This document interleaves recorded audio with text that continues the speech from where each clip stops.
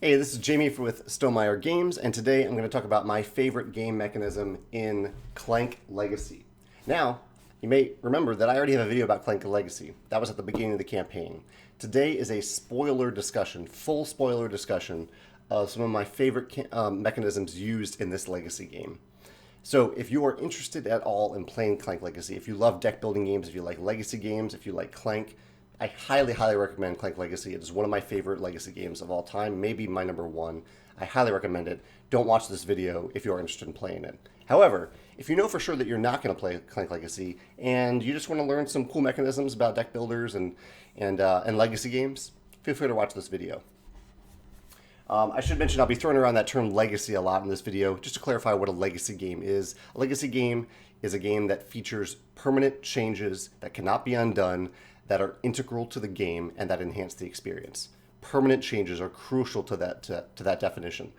A legacy game can't be a legacy game if there aren't permanent changes. And there are plenty of permanent changes in this game. We're writing all over stuff, putting stickers on stuff. I'll show you in a minute what I'm talking about. The first little thing that I really enjoyed about this game is that even though it is a competitive game with some semi-cooperative elements, you are not told how to win the campaign until you have finished playing the campaign. And at that point, you're given a few gold stars, and that determines the winner. Basically, the campaign is saying, have fun with this. It is a fun, jovial, almost a silly campaign in the way it's written. It's very serious in terms of mechanisms and strategies, but in terms of the way it's written, it can be a bit silly. And the game is essentially telling you, just have fun with it. Play well, try to win each game, but winning the campaign doesn't really matter. That's not the point of why you're playing this. And I really like that they did it that way. I'm just going to pull random stuff out of the box and talk about my favorite element of it. So we have this book of secrets in the campaign that I really like. The writing in here is awesome. And there were a few times, I would say one of my favorite things that happened in here, because there's a ton of stuff that happens in this book. But every once in a while, there are like ad-libs. Here's one right here, where the person reading it asks all other players for certain words, like this one was asked for a plural noun and a hobby, and you fill in the blanks. And not only does that impact the passage that you read, but it also impacts the cards that you gain from that encounter. I thought that was really cool. I mean, that was just a fun little silly thing that this book gave players, but it was really, really neat to do it that way. Yeah, I mean, otherwise it's just a really well-written, kind of silly, fun book of secrets that I thought was really well written. Sticker sheets. There were a ton of sticker sheets in this game. Through M. I mean, there were letters A through M in here of sticker sheets. So many sticker sheets. In fact, there's plenty of stuff on here that we didn't unlock, and this is what I really... So, this is Legacy in full-fledged. There's stickers that you're putting on cards, on the board, on all sorts of stuff. And I love that there's still stickers that are left on here. Like, here's a decision that we made at some point where we changed some icons on a card. And not only did we change them thematically, because they're little, I think these are like little boots. This is a robot that we built. So they're little boots, something else here. And these impact, so if I chose like a powerful arm, I think. And that gave this robot some fighting skill. But if we had given him the boots, which are stickers that we put on the card itself, he would have gotten better movement. So we're actually changing the cards mechanically and thematically here. Just really well done on these stickers. I'll show you some more in a minute when I show you our final board. But just a ton of stickers, some that we chose, some that we didn't choose, and that impacted our experience. The rule book. So yeah, let me look through here to see. Actually, let me end with the rule book in case I missed anything from there. This is a little sideboard that is put out, and I mean, basically they decided, I think, that the main game board was going to be too big if they included this on the board, so they included it to the side. It basically has the tracks over here where you take damage. It has this track that moves up every time you gain an artifact, or certain things happen where the rage track goes up. And when the rage track reaches here, this is a sticker here that enhanced this point in time in the rage track. And over the course of the campaign, because of certain things that we did well or didn't do well, I think mostly we were doing well, we impacted our core abilities, all of our abilities. So this is one of the semi-cooperative elements where even though we were each trying to win each game, at certain times we would make decisions that would help everybody. So like here's one where we added this scrying pool. The adventure pool now holds 7 cards instead of 6 cards. So that kind of helps everybody. Although it also hurts everybody because there's more chances for dragon cards to come out. Planetarium, once per game, each player may pay $3 after drawing their hand to discard it and draw 5 new cards. So these are things that we added that impacted everyone's experience at the table. Thought that was really cool. All right, let's get to the board. Lots of stuff going on here. Again, huge spoilers. Don't watch this if you're going to play this game. Because this board, it started off a couple really cool things here. First, it's a double-sided board, and the double side matters. So there's the overworld, and then there's the underworld. And we basically avoided looking at the underworld until we went down there. The mechanisms are very similar down here, pretty much the same, but just a very different board. So they were able to do something Clank does really well, which includes 2 different maps in the game. And these maps evolved as we played. So when we started playing, it's a little hard to show here, when we started playing, we didn't see pretty much everything under this fold right here was not here. I mean, these are all stickers down below here that we added. So I love how we started off with a simpler version of Clank in a way. Still plenty of strategy, plenty of choices, but very quickly we started adding these new paths and these new places to stop and get stuff. And over the course of the campaign, we were also adding stickers. So like here's a sticker right here. So this draw card icon wasn't originally in the forest, but it is now. We added it. There were... yeah, but there's just so much that we added. Here's a location where you can trash a card. I don't think I saw that in original Clank. So certain locations where you can trash cards. What else do we add here? What is really cool? Oh, yeah, I'll get to interns in a second. But there's just the idea of expanding the board over time on a game like this. I think worked really well in Legacy format. And on the back we have the underworld.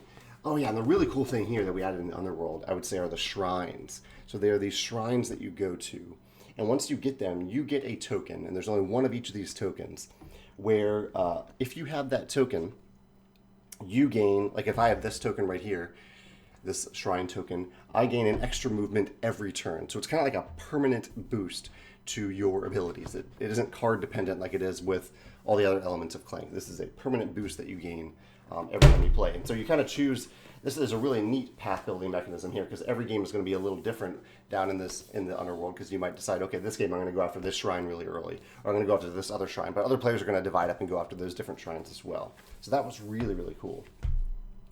Let me pull open my deck box to see what emerged. So I really like that we each had personal goals here. That was a fun little thing to focus on when I was trying to figure out what to focus on throughout the game. You have pretty much your standard deck of Clank cards, but we did enhance some of them during the campaign. So even though I'm always going to have burgles at the beginning of the game, I'm always going to have sidesteps, certain burgles get enhancements over the course of the game. So I like that they were able to keep the game fairly balanced based on these original cards, but you still had a feeling of progression throughout the campaign as to how these cards are changing and evolving a little bit. One of my favorite things that we added are rolls. So one of the cards is a roll card. You can see my watch here. If I get the glare out of the way. This says, you may trash this card to take another turn after this one. There were a lot of these roll cards, and we each only got one in our decks. But it was really neat to have that bonus. We found that even though we had some opportunities to change those rolls throughout the campaign, that we generally stuck with the rules that we had. Our roles kind of defined us, and we chose the rules originally based on the types of deck building players that we are. So I like the addition of those. There's also one other card type that isn't in my box here. I don't know if I would have actually fished it out, but let me see if I can find it. No, I'm probably not going to know where it is. But it's a type of card that you start, every player gets 3 of them at the beginning of the game. I can actually probably find it here. And you select one of them and you put it in your discard pile to start the game. So it doesn't impact your starting deck of 10 cards, but it soon enters your deck upon your first reshuffle.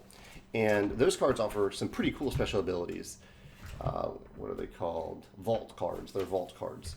I really like that addition too. I'm always looking for ways with deck building games in particular, how can you have this evolve over the course of the campaign? How can you have a deck evolve over the course of the campaign with a sense of progression, but without taking away the core feeling of a deck building game, which is typically starting out pretty weak and growing more powerful over the course of an individual game. And I thought Clank did that really well with the roll cards, the stickers on the starting cards, and the vault card that starts in your discard pile.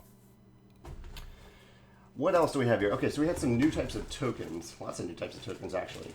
That made the game a lot of fun. One were these intern tokens. So these are purple tokens that represent interns, and they can be sacrificed to avoid damage over the course of the game. There are lots of cards that interact with the interns and say, you discard an intern to gain this. If you don't discard an intern, this happens. And also, one of the cool things about the interns is that whenever you sacrifice an intern, it goes into the bag, and it acts as a black cube once it's in the bag. Basically, it's a cube that you draw where nothing happens. So that's great. So it gives you a reason to not just hoard interns, but also impact the greater good and your own success, your own chances of surviving by getting these, sacrificing these, and putting them in the bag. There are also white tokens, W-I-G-H-T, and of course they are the color white, that represent kind of some things that you pick up as you walk into haunted areas of the board. And these are terrible because they hurt everyone. Basically, when one of these is pulled out of the bag, not only do you have to then put it back in the bag, but everyone takes a damage as the result of one of these. So it gives you certain places on the board to consider avoiding, because whenever you walk onto them, or at least as long as there's a white token on there, you put the white token in the bag. Look at all these tokens here. I mentioned the shrines already. There are some new items that were added to the game that I thought were cool. There was something that, there was a little, I think they're not called artifacts. They are called something else. Some other type of token. Basically, there's more secrets to discover, more stuff to buy, more tokens to buy, and there are these things called Dran agents that are also face-down tokens that you have to actually defeat to gain the thing on them. It adds a little bit more to setup, but it's again, one of the pleasures of Clank are the surprises. What are you discovering when you flip over these tokens, these major secrets, these Dran tokens? And one thing that they did add here are the minor secrets are no longer put on the board itself. So there's not a limited supply of minor secrets. They are the smaller round tokens here. Rather, there's just a general supply of them, and whenever you move onto a space that shows a minor secret, you gain it. I really like that. It made setup a little bit easier, took away a fiddly element of setup, and gave you, just an unlimited supply. You could even go back and forth between the same location. You might be wasting time, but you might get some cool minor secrets along the way. Let's see. There are these things called Patron Cards that I thought were really great too. I don't know how these work in post-campaign play, but basically there are these patrons that come out at the beginning of each game, and they give players a few different things. Like they change usually the setup rule a little bit. They change setup a little bit. They once the rage track reaches a certain level, something happens, and there's usually an end of game bonus too. So they basically built a few thematic and mechanical changes to games to make each game feel a little different into these patron cards, rather than having them be 3 separate cards, which they could have done. They chose a theme for them, and they wrapped it all into one single card, and I thought that was really clever. These are the patron cards. And they reminded me of one other card type that I'm forgetting here. Oh yeah, the contracts.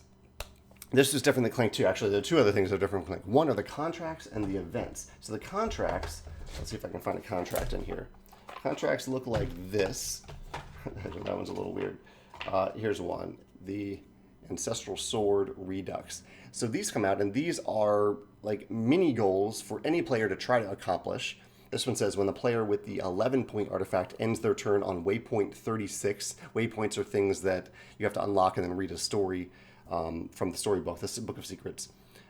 They give the artifact to the elves to read 38. That's in the storybook. So these are always out with the patron cards, usually a few of these, and you can acquire more contracts during the game. And these are for all players, for any player to accomplish. So again, these give players something to focus on, some sort of goal. And the game did, actually, this is really clever. The game encouraged players to go after these, not just because they're fun and exciting to see what happens when you get them, but also because if you don't accomplish them, there is an opposing force of treasure hunter mercenaries that aren't really active. You're not maintaining them, but basically they're out there doing stuff too in the world and competing with you. And for many of these contracts, if you don't accomplish the contract, the idea is that this other company is accomplishing it. And at the end of the game, if you haven't accomplished these contracts, if you haven't fulfilled them, something bad happens to the group.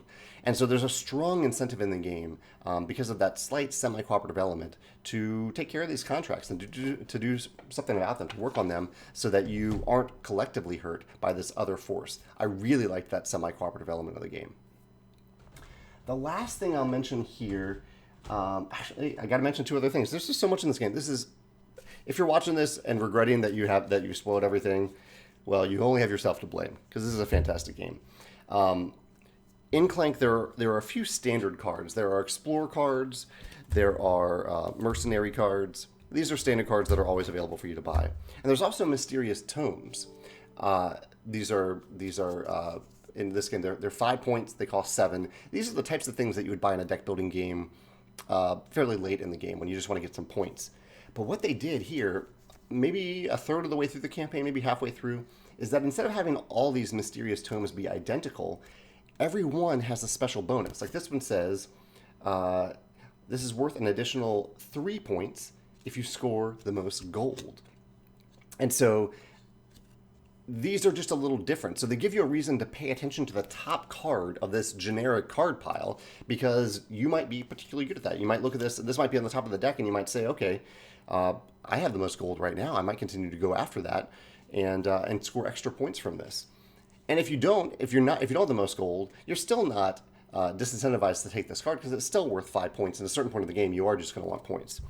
I thought that was a really clever addition to add some variety to these cards. The other thing, I mean, I could go through these cards and show you so many cool mechanisms. Here's a card that we wrote on because there are cards that you're kind of defining as you play. The event cards are what I wanted to mention, but there might be other stuff in here. So every once in a while, you'll draw one of these event cards in the card row, and you have to do what it says. So this one says, if all players agree, remove a white cube from the bag. Otherwise, all players draw a card. So this is one of those points in the game where you have a collective decision to make, but if there's even one dissenting player, you wouldn't, in this case, remove a white cube from the bag. So it gives players a chance to interact with each other, a chance to discuss things with each other. There's a lot of events like this in the game, so many little events that come up. And I really like this event system. I think I mentioned it in a different video, but it's so streamlined, so well integrated into the game because every round, it's kind of your second nature in a deck building game, and especially in Clank, to refill the adventure row at the end of the turn, at the end of your turn. And so since these event cards are integrated into this deck, they just naturally come up, you deal with them, and you keep on drawing to refill that adventure row. Instead of having a separate deck, a separate trigger for when you would gain events. Just a beautiful integration of events into a game, with interesting choices too. Let me see if there's anything else. I mean, there's so many brilliantly designed cards in the deck, but I mean, there's too many to mention. And yeah, so I'll let you discover them on your own. These amazing cards. Yeah, I'm looking at them right now, just remembering how we played, how we got these. Just an awesome experience. I'm sure I'm forgetting some things. Maybe some of the designers will pop in the channel and say, hey, you forgot to mention this cool thing that we did. And they're right. There's so many cool little things in this game, and I'm really happy that we had the chance to play it. Hopefully, if you were designing a Legacy game and you didn't want to play this, but you wanted to watch this video, hopefully this gives you some ideas of some things to consider. And if I didn't stress this enough, we really were changing a ton of stuff every game. It still felt like Clank. It still felt like our own. We weren't playing a different game every time we played, but we were adding a lot of stuff. And for the most part, that is a huge pro. I love that we were continually adding stuff even through the end of the campaign. I'll mention two little cons to consider, just two. One is that it definitely bumped up the length of a game of Clank. Normally for a 4-player game of Clank, maybe for setup and cleanup in the entire game, maybe it's 90 minutes at most. For these games, with the exception of maybe one game, every game took between 2.5 and 3 hours. We aren't particularly slow players, but in deck building, you can have certain turns that last longer than others. And because of the storybook and the amount of stuff that you're unlocking, it definitely added a lot of time. It was totally worth it, but it was a slight con because I think I would rather get together with friends and play 2 games in one 3-hour session than just 1 game. Just personal preference. The other slight con, and this was our own fault, but I mentioned this in another Legacy game too. I won't spoil that here. But there was an extra game added. And I guess this is just an element that I don't love about Legacy games. When you go into it thinking, okay, this is going to be a 10-game campaign, and it actually ends up being, in this case, an 11-game campaign. Now, a few of the players in my group made a decision to do this. They didn't know what decision they were about to make, but they did something, and that unlocked this extra game. And so it was kind of our choice to do it. And we could have just not done it. We didn't have to do it with the game totals too. But I like having, there's kind of a mindset about a Legacy game where I go into it saying, okay, I genuinely want to play through all 10 of these games in a reasonable time frame, in a few months. I think it took us 4 months to get through this campaign, maybe three or 4 months. But that extra game kind of throws off that math and throws off what you're actually doing. It's like if you go out to run errands, not that this game was an errand, but if you go out to run errands and you finished all 4 errands and then you're like, oh shoot, I have this one other 5th thing. Someone calls you and says, hey, can you do this 5th errand? I don't know. I'd rather have that expectation going in that we are playing this exact number of games. Let's figure out how to make that happen in a reasonable time frame. And so adding extra games in the middle of the campaign as a surprise isn't a big boost for me. Yeah, it kind of stalls the momentum a little bit.